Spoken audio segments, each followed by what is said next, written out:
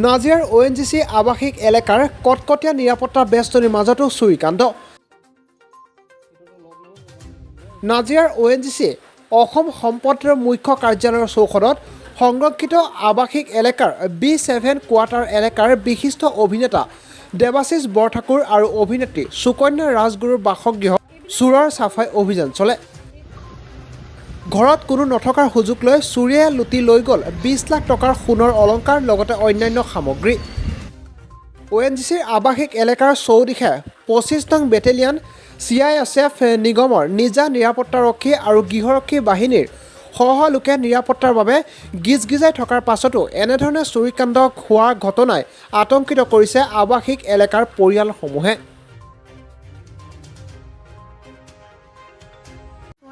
ইমান ডাঙৰ এটা ঘটনা হৈ গৈছে ন, আমিওতো এতিয়া ইয়াত ভাবোঁ ONGC কলনী বহুত ছেফ হয় ন আমাৰ ইয়াত, তো আমি এতিয়া কি বিশ্বাসত এনেকৈ ইয়াত লগত থাকিব পাৰিম। একোতো আমাৰ একো ছিকিউৰিটি তেনেকুৱা আছে, কিন্তু ইয়াত একো এনেকুৱা হেৰি নাই।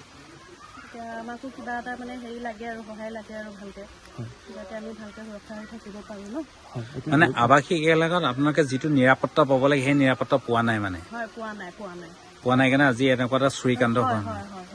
দেৱাশিষ বৰঠাকুৰৰ মাতৃ এটা ডাঙৰ কথা ক'লে যে মই নাছিলোঁ কাৰণে কিজানি মোক মাৰি থৈ নগ'ল। তেনেকুৱা এটা ঘটনা নিশ্চয় ইয়াত সংঘটিত হ'লহেঁতেন কিজানি, তেওঁৰ কলত আমি ভয় খাইছোঁ। কি ক'ব আপোনালোকে? সেইটো হ'ব পাৰে।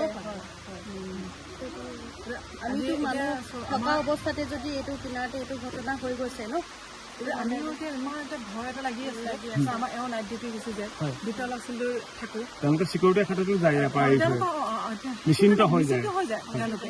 এতিয়া যদি ঘপককৈ এতিয়া এনেকুৱাকৈ যেতিয়া মোৰ আজি ৰাতি খোৱা নাই, মোৰ ল'ৰা ছোৱালী ইমান সৰু এবছৰ হৈছে, সেই ল'ৰাটোক লৈ মইতো গোটেই ৰাতি থাকিম কেনেকৈ?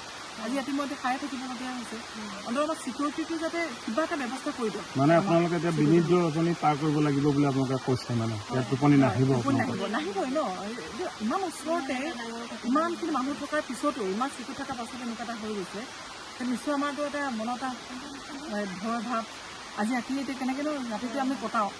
মানে আপোনালোকে ক'ব বিচাৰিছে নেকি যে ইয়াত চিকিউৰিটি ব্যৱস্থাটো অকণমান সংশোধন কৰিব প্ৰয়োজন হ'ল?